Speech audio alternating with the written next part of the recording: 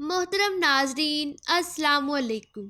میں ہوں حفصہ مڈاہر اور آپ دیکھ رہے ہیں مڈاہر ٹی وی۔ وہ اللہ سے لڑ رہا تھا۔ بچپن میں کسی نجومی نے اسے بتایا تھا وہ 70 سال کی عمر پائے گا۔ اس نے نجومی کی بات سنی اور بڑے دعوے سے جواب دیا، میں تمہیں 150 سال تک زندہ رہ کر دکھاؤں گا۔ نجومی نے حیرت سے سیاہ فام نوجوان کی طرف دیکھا، تم مجھے 150 سال تک زندہ نہیں دیکھ سکو گے کیونکہ تم مجھ سے 100 سال پہلے مر چکے ہوگے۔ نجومی نے اس بیوقوفانہ دعوے پر کہکہا لگایا اور منہ دوسری طرف پھیر لیا۔ ہم اگر آج اس کی زندگی کا تجزیہ کریں تو یہ ہمیں 2 حصوں میں تقسیم نظر آتی ہے، ایک قدرت کے فیصلوں کا انکار اور دوسرا موسیقی۔ وہ دنیا موسیقی کا شہنشاہ تھا، وہ کنگ آف میوزک تھا، وہ اپنے والد کا 7واں بچہ تھا۔ یہ سیاہ فام خاندان تھا اور یہ بھی دوسرے سیاہ فام خاندانوں کی طرح برسوں سے جسمانی، ذہنی اور روحانی غلامی سے آزادی کی کوشش کر رہا تھا۔ 20ویں صدی کی 5ویں دہائی میں امریکہ کے غلاموں کو تھوڑی تھوڑی آزادی ملنا شروع ہوئی تو انہوں نے سفید فام آقاؤں کے ان پسندیدہ اور محبوب شعبوں کا انتخاب کیا جن سے یہ لوگ امریکی معاشرے میں وقار بھی حاصل کر سکتے تھے اور سفید فام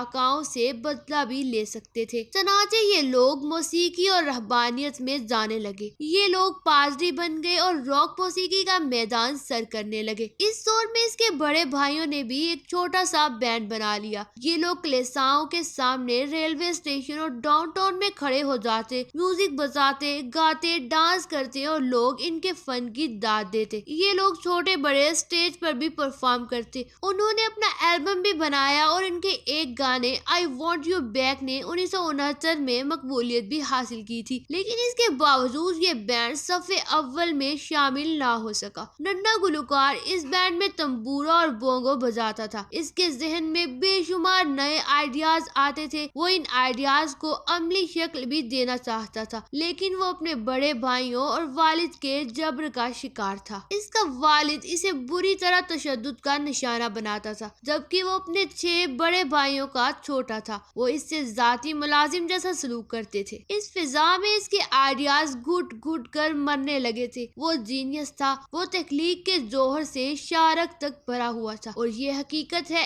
ایسے لوگ زیادہ دنوں تک دوسروں کے ماتحت نہیں رہ سکتے۔ چنانچہ اس نے بھی ایک دن بھائیوں کی غلامی کا طوق اپنے گلے سے اتار دیا۔ وہ جیکسن 5 سے الگ ہو گیا اور اس نے امریکہ کے مشہور موسیقار کوئنسی جونز کے ساتھ مل کر اپنا پہلا سولو البم آف دی وال لانچ کر دیا۔ یہ البم 1978 میں ریلیز ہوا تو اس کی 1 کروڑ کاپیاں فوراً فروخت ہو گئی۔ اس البم کے 3 گانے don't stop till you get enough اور راک ود یو چند ماہ امریکی اور یورپین باشندوں کے ہونٹوں کا حصہ بن گئے اور مائیکل جیکسن موسیقی کا دیوتا بن کر پوری دنیا میں مشہور ہو گیا۔ یہ اس کی زندگی کی پہلی کامیابی تھی۔ یہ کامیابی اس کے لیے پرانی شراب ثابت ہوئی اور وہ شہرت، غرور اور تکبر کا شکار ہو گیا، اور یہی وہ دور تھا جب اس نے نیو یارک کے نجومی کو 150 سال تک زندہ رہنے کا چیلنج دے دیا تھا۔ مائیکل جیکسن کو 4 چیزوں سے نفرت تھی۔ اسے اپنے سیاہ رنگ سے نفرت تھی، وہ گوروں کی طرح دکھائی دینا چاہتا تھا۔ اسے گمنامی سے نفرت تھی، وہ دنیا کا مشہور ترین شخص بننا چاہتا تھا۔ اسے اپنے ماضی سے نفرت تھی، وہ اپنے ماضی کو اپنے آپ سے کھرچ کر الگ کر دینا چاہتا تھا، اور اسے عام لوگوں کی طرح 60، 70 یا 80 برس میں مر جانے سے بھی نفرت تھی۔ وہ 150 سال تک زندہ رہنا چاہتا تھا۔ وہ ایک ایسا گلوکار بننا چاہتا تھا جو 150 سال کی عمر میں لاکھوں لوگوں کے سامنے ڈانس کرے اور اپنا آخری گانا گائے، 25 سال کی گرل فرینڈ کے ماتھے پر بوسہ دے اور لاکھوں کروڑوں مداحین کی موجودگی میں دنیا سے رخصت ہو جائے۔ مائیکل جیکسن کی آنے والی زندگی ان 4 نفرتوں اور ان 4 خواہشوں کی تکمیل میں بسر ہوئی۔ اس نے 1982 میں اپنا دوسرا البم تھرلر لانچ کیا۔ یہ دنیا میں سب سے زیادہ بکنے والا البم تھا۔ 1 ماہ میں اس کی 6.5 کروڑ کاپیاں فروخت ہوئی تھی اور یہ Guinness book of world record کا حصہ بھی بن گیا تھا۔ تھرلر کے 9 میں سے 7 گانوں نے میوزک چارٹ میں جگہ بنا لی تھی۔ مائیکل جیکسن اب دنیا کا مشہور گلوکار تھا۔ اس نے گمنامی کو شکست دے دی تھی۔ اس نے اس خواہش کی تکمیل کے بعد اپنی سیاہ دل کو شکست دینے کا فیصلہ کیا۔ اس نے پلاسٹک سرجری اور سکن بلیچنگ شروع کرا دی۔ وہ پلاسٹک سرجری کے درجنوں مراحل سے گزرا، لیکن اس نے صرف 2 کا اعتراف کیا۔ اس نے پانی کی طرح پیسہ بہایا۔ اس نے امریکہ اور یورپ کے 55 چوٹی کے پلاسٹک سرجن کی خدمات حاصل کی، یہاں تک کہ 1987 تک مائیکل جیکسن کی ساری شکل و صورت، جلد، نقوش اور حرکات و سکنات بدل گئی۔ سیاہ فام مائیکل جیکسن کی جگہ گورا چٹا اور نسوانی نقوش کا مالک ایک خوبصورت مائیکل جیکسن دنیا کے سامنے آ گیا۔ اس نے 1987 میں بیڈ کے نام سے اپنی تیسری البم جاری کی۔ یہ گورے مائیکل جیکسن کی پہلی البم تھی۔ یہ البم بھی کامیاب ہوئی اور اس کی 3 کروڑ کاپیاں فروخت ہوئی۔ اس البم کے بعد اس نے اپنا پہلا سولو ٹور شروع کیا۔ وہ ملکوں شہر شہر گیا، موسیقی کا شو کیے اور ان شو سے کروڑوں ڈالر کمائے۔ اس کے بعد ماضی کی باری آئی۔ مائیکل جیکسن نے اپنے ماضی سے بھاگنا شروع کر دیا۔ اس نے اپنے خاندان سے قطع تعلق کر لیا۔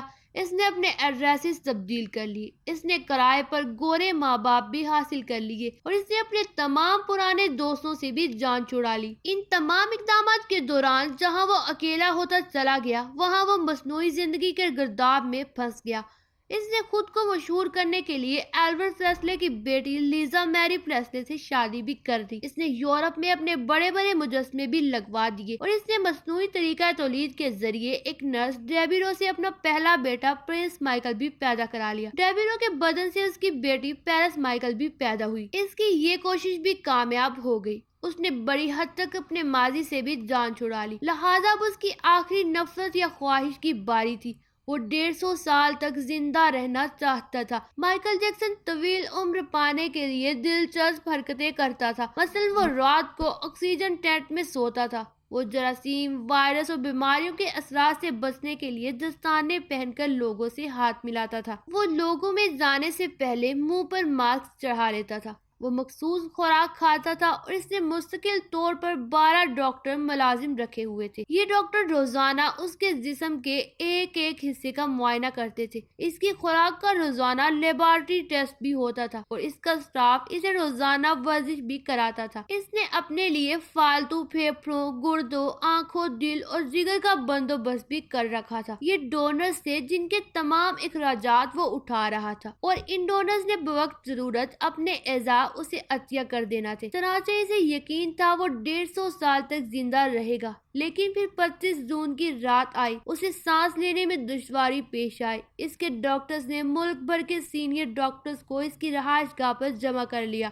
یہ ڈاکٹرز اسے موت سے بچانے کے لیے کوشش کرتے رہے، لیکن ناکام ہوئے تو یہ اسے ہسپتال لے گئے اور وہ شخص جس نے 150 سال کی منصوبہ بندی کر رکھی تھی، جو ننگے پاؤں زمین پر نہیں چلتا تھا، جو کسی سے ہاتھ ملانے سے پہلے دستانے چڑھا لیتا تھا، جس کے گھر میں روزانہ جراثیم کش ادویات چھڑکی جاتی تھی اور جس نے 25 برس تک کوئی ایسی چیز نہیں کھائی تھی جس سے ڈاکٹر نے اسے منع کیا تھا، وہ شخص 50 سال کی عمر میں صرف 30 منٹ میں انتقال کر گیا۔ اس کی روح چٹکی کے دورانیے میں جسم سے پرواز کر گئی۔ مائیکل جیکسن کے انتقال کی خبر گوگل پر 10 منٹ میں 8 لاکھ لوگوں نے پڑھی۔ یہ گوگل کی تاریخ کا ریکارڈ تھا اور اس ہیوی ٹریفک کی وجہ سے گوگل کا سسٹم بیٹھ گیا اور کمپنی کو 25 منٹ تک اپنے صارفین سے معذرت کرنا پڑی۔ مائیکل جیکسن کا پوسٹ مارٹم ہوا تو پتہ چلا احتیاط کی وجہ سے اس کا جسم ڈھانچہ بن چکا تھا۔ وہ سر سے گنجا تھا، اس کی پسلیاں ٹوٹی ہوئی تھی اور اس کے کولہے، کندھے، پسلیوں اور ٹانگوں پر سوئیوں کے بے تحاشا نشان تھے۔ وہ پلاسٹک سرجری کی وجہ سے پین کلرز کا محتاج ہو چکا تھا، چنانچہ وہ روزانہ درجنوں انجیکشن لگواتا تھا، لیکن یہ انجیکشنز، یہ احتیاط اور ڈاکٹرز بھی اسے موت سے نہیں بچا سکے اور وہ ایک دن چپ چاپ دوسرے جہان شفٹ ہو گیا، جس میں ہر زندہ شخص نے پہنچنا ہے، اور یوں اس کی آخری خواہش پوری نہ ہو سکی۔ بے شک قرآن مجید میں اللہ تعالیٰ کا ارشاد ہے، کل نفس ذائقۃ الموت، بے شک ہر شخص نے موت کا ذائقہ چکھنا ہے۔ مائیکل جیکسن کی موت ایک اعلان ہے۔ انسان پوری دنیا کو فتح کر سکتا ہے، لیکن وہ اپنے مقدر کو شکست نہیں دے سکتا۔ وہ موت اور اس موت کو لکھنے والے کا مقابلہ نہیں کر سکتا۔ چنانچہ کوئی راک سٹار ہو یا کوئی فرعون، وہ 2 ٹن مٹی کے بوجھ سے نہیں بچ سکتا۔ وہ قبر کو شکست نہیں دے سکتا۔ لیکن حیرت ہے، ہم مائیکل جیکسن کے انضمام کے بعد بھی خود کو فولاد کا انسان سمجھ رہے ہیں۔ ہمارا خیال ہے ہم موت کو دھوکہ دے دیں گے، ہم 150 سال تک زندہ رہیں گے۔ آج کے لیے اتنا ہی دوستو، امید کرتی ہوں کہ آپ نے اسے بہت کچھ سیکھا ہوگا۔ اگلی ویڈیو تک کے لیے اللہ حافظ۔